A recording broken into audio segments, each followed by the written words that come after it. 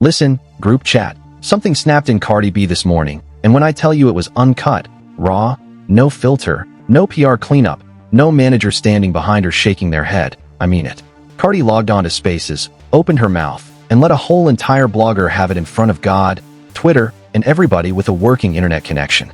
Now, if you have been keeping up with the saga, you already know we have been watching she and Stefon Diggs play this very public, very messy game of who can embarrass who the fastest. And you already know the blogger Got the Scoop has been right in the middle of it, dropping crumbs, cooking narratives, calling Cardi B baby mama number 6 like it is a job title. But what happened this morning was different. This was not gossip. This was not a sneak diss. This was Cardi going on a full live broadcast, name-coded, receipt-armed, and ready to drag a whole woman through the digital mud. So pull your chair in, pour something, and let me walk you through every single layer of this. Because from where I am standing, this was not just an outburst. This was a strategy. Welcome back to the group chat, by the way. If you are new here, hit that little bell, get comfortable, and understand the rules of this house. We do not skim. We do not summarize. We sit with the mess until we understand it. And today we are sitting with one of the most revealing she moments I have witnessed in a long, long time. Because what she said on that Spaces was not just about Got the Scoop. It was about every blogger, every Twitter finger, every fanfiction author who has been feeding off her name since she said she was leaving Stefon Diggs. And it was about Cardi B drawing a line that, frankly, she should have drawn a long time ago. Here is the part nobody is saying out loud, though. The reason Cardi was so heated is not because Got the Scoop lied. The reason she was so heated is because some of what Got the Scoop said landed too close to the bone. And the people who scream the loudest about a story are almost always the people who recognize something inside it that hurt. That is not me dragging Cardi B. That is just how human beings work. So let us unpack the audio, then unpack the response, then unpack the response to the response. And by the time we are done, you are going to see this for what it really is. A war over who controls the narrative around Cardi and Stefon Diggs. And right now, that narrative is worth a lot of money. Sit with me on this. The trigger, allegedly, was that Got the Scoop kept referring to her as baby mama number 6. Now, on the surface, that sounds like a low blow, and it is. But it is also a strategic label, because once you tag a woman as one in a numbered roster, you have already reduced her to a position rather than a person. Cardi B is not just somebody who had a baby with Stefon Diggs. Cardi is a global superstar, a Grammy winner, a fashion icon, a businesswoman, a mother of 4, and a cultural force. Calling her baby mama 6 erases all of that. So I understand why she took it personally. From where I am standing, anybody would. But the way she chose to respond is what we have to talk about, because Cardi B did not pick up a pen and write a measured statement. Cardi did not have her publicist issue a denial. She logged on, opened a Spaces, and let it rip. She said, and I am paraphrasing because the actual words would melt this microphone, that Got the Scoop is obsessed with her, that Got the Scoop cannot get a check without saying her name, that she is sick of bloggers living in their mama's apartments writing fan fiction about her love life. She said she has receipts, real text messages, real videos, real tears, real evidence, and that for every lie put into the air about her, she has the truth in her phone. She said the Cardi B from 2023 who cried over a man for 7 years is dead. She said this is some new Cardi, and that whatever happens with whoever she lets close to her going forward, nobody is going to know about it. Now listen carefully, because if you process that whole speech in good faith, it tells you something important. She is not just trying to silence a blogger. Cardi B is trying to rebuild the wall between her public image and her private life. And the reason she is trying to rebuild that wall is because that wall came crashing down in spectacular fashion during the entire Stefon Diggs era. Every move that man made was a story. Every dinner, every airport, every mother's birthday, every Super Bowl, every alleged paternity rumor, every alleged baby mama. The Cardi and Stefon Diggs relationship became a digital telenovela that ran 24/7 across every blog on the timeline. And she was the lead actress whether she liked it or not. And now she is trying to take that show off the air. That is what this Spaces was about. Cardi B looked around at the wreckage of the last 2 years and decided she is not going to let the next chapter be written by a blogger in a small room with a Twitter account. From where I am standing, I get it. I do not blame her. But I also have to be honest with this group chat. The genie does not go back in the bottle that easy. Once you have been the most discussed woman in the gossip economy, you do not just announce that you are taking your privacy back and have everybody nod and move on. The blogs are going to keep writing. The Twitter fingers are going to keep tweeting. And the algorithm is going to keep pushing whatever story keeps people clicking. So let me read between the lines of what Cardi actually said, because she said way more than just go away. She said any man who comes into her life from this point forward, nobody is going to know about him. That is not just a warning to bloggers. That is a warning to the men. That is she telling the next guy in line, and we're going to get to who the next guy might be in a minute, that she is not putting him on Instagram. She is not posting him in the carousel. She is not doing the matching outfit tour appearances. Why? Because every public relationship Cardi B has had has ended in public humiliation. And from where I am standing, that is a lesson she finally seems to have internalized. But the second thing she said, the one that got my attention more than anything else, was when she basically warned Got the Scoop not to act like she is one of these other bloggers. Cardi said, "You cannot bully me. You cannot do to me what you do to other YouTubers. You cannot do to me what you do to other gossip pages." And what was she really saying? She was saying I have the resources, the platform, and the legal team to make you regret saying my name. In group chat, we have seen she do this before. We saw what happened to a certain blogger who told a certain story a few years ago. We watched that entire situation play out in court, with a judgment that should have been a warning shot to every gossip account on the timeline. And yet here we are. Hold on though, because Got the Scoop did not back down. That is the part that has the whole timeline buzzing. After Cardi B unloaded for what felt like an hour, Got the Scoop hopped on her own platform and basically said, calmly, almost sweetly, that Cardi's rant only proved her point. She said the very fact that she felt the need to address her, by name, on a live broadcast, gave the rumors more oxygen, more attention, and more reach than they ever would have had if Cardi B had just ignored them. And honestly, from a media strategy point of view, that is not wrong. Cardi with a 30 million follower audience pointing at a blogger with a fraction of that reach is, in algorithm math, a free promotion. It is the kind of cross-pollination that turns a niche gossip account into a household name overnight. Now, do I think Got the Scoop planned this? No, I do not think anybody plans to have one of the biggest stars in the world come for them on a Tuesday morning. But do I think Got the Scoop understood, in real time, how to capitalize on what was happening? Absolutely. And that is the lesson buried in all of this for any creator listening. The way you respond to being attacked is sometimes more important than the attack itself. Got the Scoop responded with composure, with framing, and with a one-liner that turned she's anger into evidence for her own narrative. That is not luck. That is media instinct. Let us rewind for a second, though, because I want to make sure everybody in this group chat is caught up. Got the Scoop is the blogger who has, over the past several months, been the most aggressive in tracking the Stefon Diggs situation. She is the one who pushed the baby mama 6 framing. She is the one who has been posting about Stefon's alleged movements, his alleged co-parenting roster, his alleged interactions with women in his orbit. And she has built a real, growing audience off that coverage. Cardi B is right that the audience grew because of her, because Stefon is connected to Cardi, and Cardi is the engine that drives clicks. But Got the Scoop is also right that the engine does not stop just because Cardi says go away. Here is something interesting, though. In her response, she let some other names slip. And those names matter because they tell us what was actually on her mind. She mentioned Offset. She mentioned old beefs.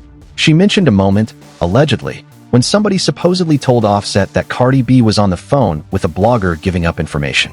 She said, very plainly, that never happened. She said she would not be on the phone with this blogger if her life depended on it. And then she did the thing that Cardi does, the thing that has made her one of the most magnetic public figures of her generation. She pivoted from anger to almost laughter and dared the blogger to pull up. She said, if you have a problem with me, why are you not arguing with me directly? Why are you having these arguments through other people? Why are you not in my DMs? Why are you not pulling up? And listen, that is she's natural register. She is from Highbridge. She is from the Bronx. She came up on Love and Hip Hop saying exactly what was on her mind, and the entire entertainment industry has spent 10 years trying to professionalize her without success, because the unprofessionalism is the brand. The authenticity is the brand. The willingness to log on at any hour and drag a whole human being in real time is the brand. So when Cardi B says she is the new 2026 Cardi who does not cry over men anymore, I believe her on the not crying part. But I do not believe her on the staying quiet part. Because she's staying quiet would be like the ocean deciding to be a desert. It is just not the nature of the thing. But here is what I really want to dig into, because this is the part the rest of the gossip pages are going to miss. Cardi B said something during the rant that, if you were not paying attention, you missed entirely. She said, and I want you to really hear this, that she has been playing detective on celebrity relationships for years. She brought up specifically the way she clocked situations involving other artists and their dating lives long before any blog was reporting on them. And the reason she said that is to make a very specific argument, that nobody in the gossip world knew Stefon Diggs' name in a Cardi context until she made him relevant. That she was the one who first surfaced him as the next chapter. that the blogs are now profiting off a connection she manufactured. And from where I am standing, she is not wrong about that. Stefon Diggs is a famous NFL wide receiver. He has been famous in his lane for years. But Stefon Diggs trending on Black Twitter, Stefon Diggs being a subject of think pieces, Stefon Diggs being a baby name discussion, that is a she phenomenon. She put him on a different kind of map. And now that she is trying to pull her name off the map, the blogs that built their growth on the map are scrambling to figure out what the next phase of the story is. That is why Got the Scoop kept the conversation going. That is why every gossip page is currently dissecting this spaces. The story is the show, and the show cannot end just because the star wants it to. Let me show you the math, though, because I am a numbers girl when it really matters. Stefon Diggs has, according to public reports, 6 children with 5 different women. 5. That is the recurring co-parenting roster Got the Scoop has been mapping. Now, the people in Cardi B's camp will tell you those are public record facts that anybody could look up. The people in Stefon's camp will tell you that bringing those facts up is a coordinated smear. The people in Got the Scoop's camp will tell you that she is just doing journalism. And the truth, the actual truth, is that all 3 of those things are simultaneously real, and the war between them is what has turned every single Cardi and Stefon Diggs news cycle into a multi-platform event. Now hold on, because I want to address something specific she said about kids. She said, very clearly, that even though Got the Scoop has talked about her kids, she would never do the same. She said somebody tried to send her a baby picture of the blogger, and she refused to engage. She said, "I do not play with kids." And that line right there, is the moment in the spaces where Cardi B reminded everybody that there is a code. There are rules. You can drag a person on the timeline. You can call them obsessed. You can call them obese. You can call them broke. But you do not pull a child into the war.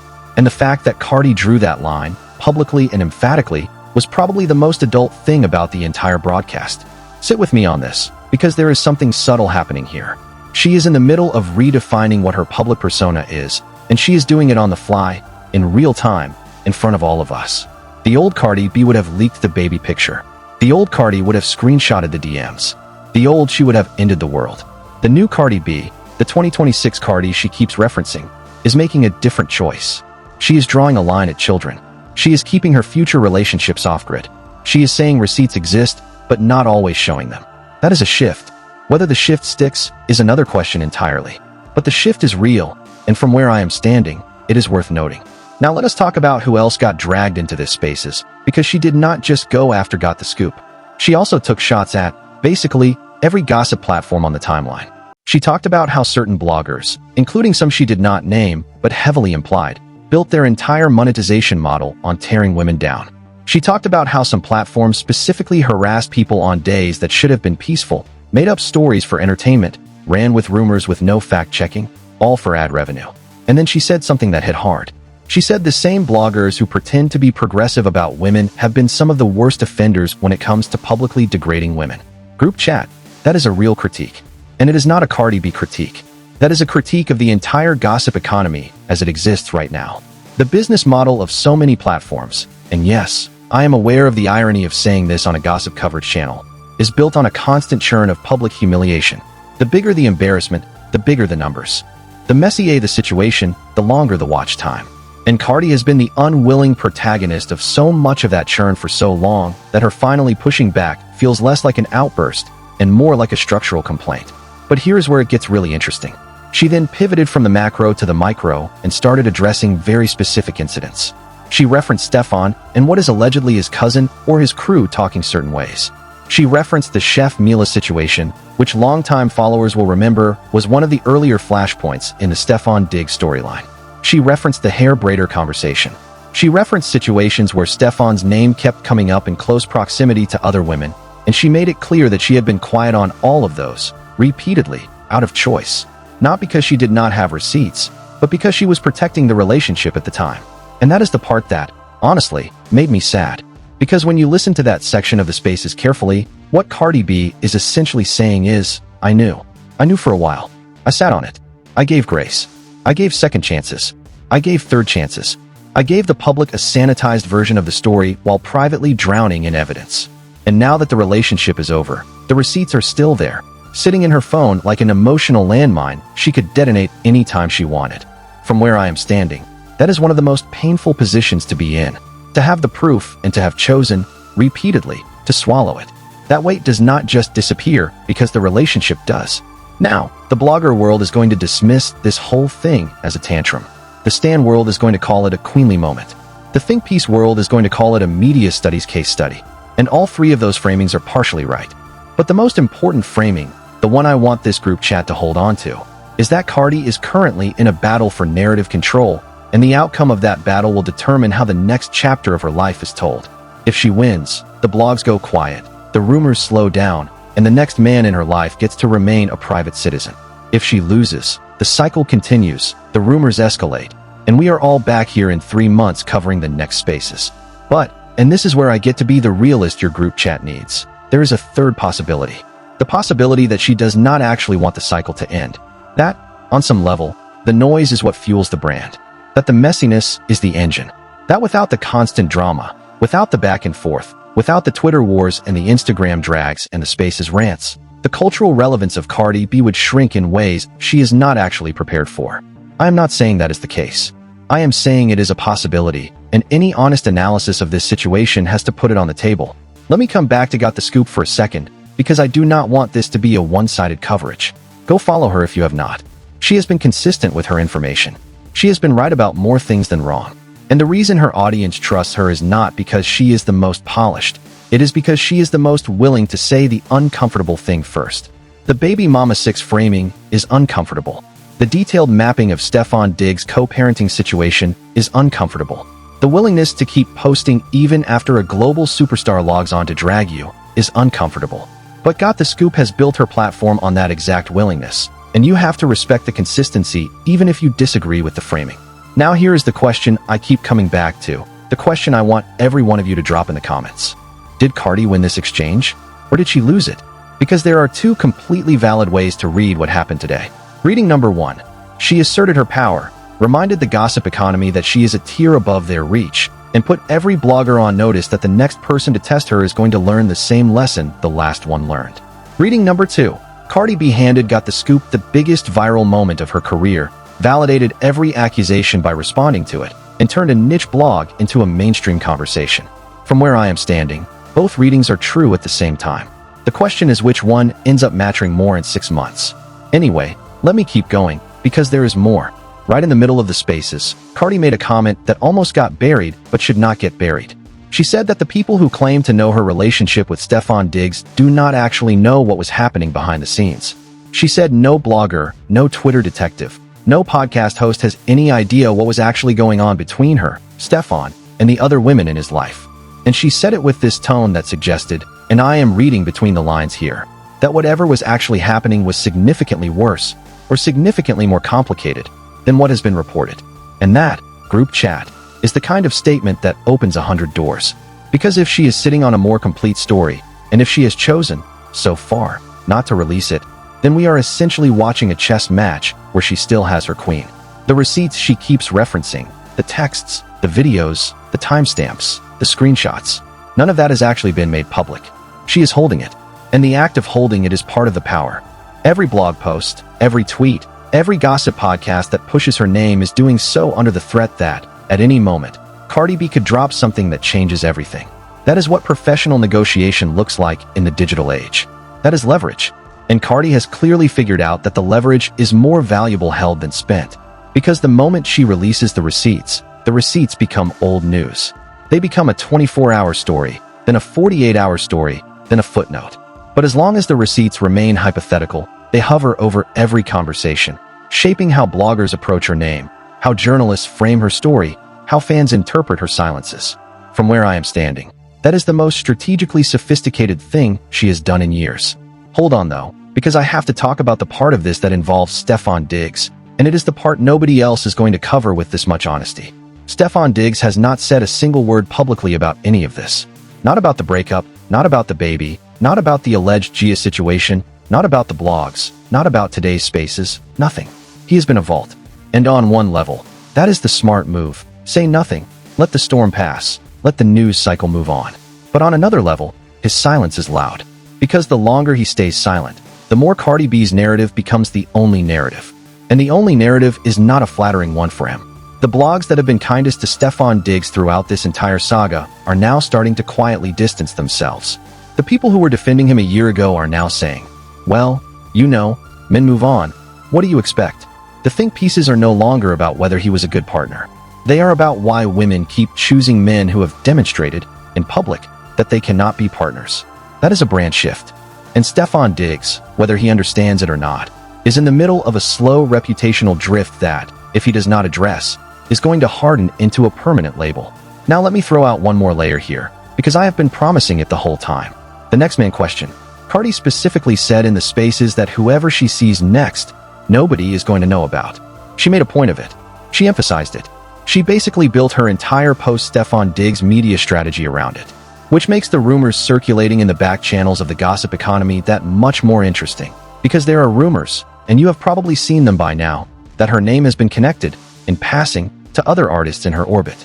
Other names that, if they were ever confirmed, would crash the gossip economy for a full week. I am not going to repeat the rumors here, because I do not have receipts, and I am not in the business of fan fiction.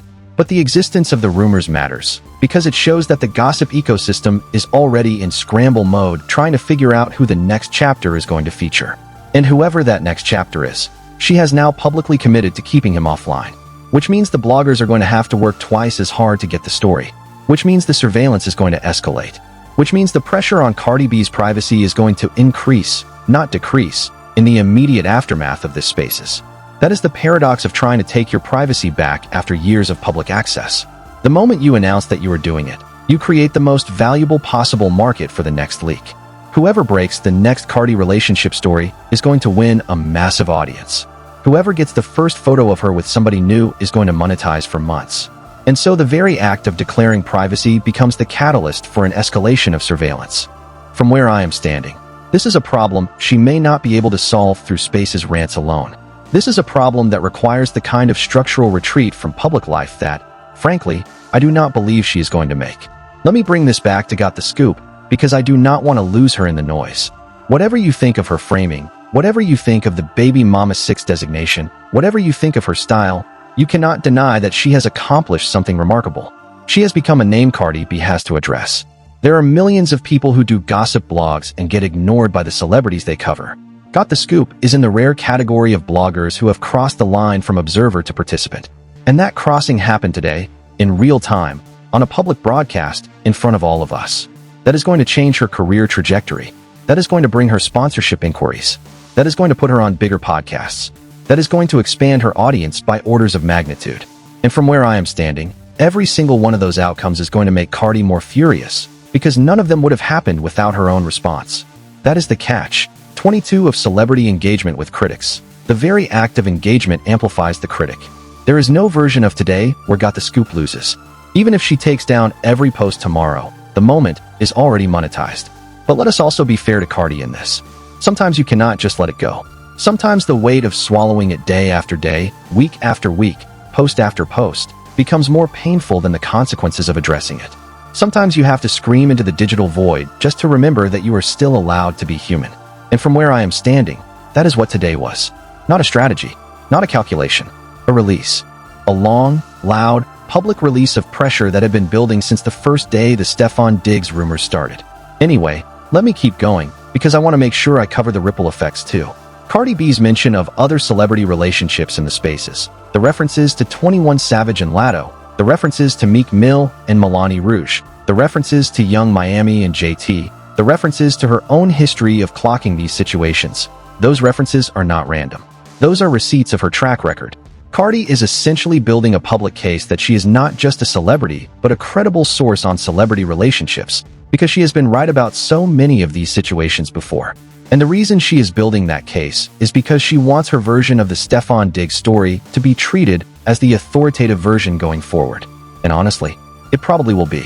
Because here is the thing about celebrity narratives. The most powerful person in the room usually wins the framing battle in the long run, even if they lose individual exchanges along the way. Got the Scoop won today. Got the Scoop is going to win this week. But she has a 30 million follower audience, a global media platform, a fashion empire, a music catalog, and a children's book in her bag. The institutional weight of her platform is going to outlast the weight of any individual blogger, no matter how viral the moment is. The slow-motion narrative gravity always pulls toward the bigger account. But before we close this out, I want to acknowledge one more thing that I think a lot of coverage is going to miss.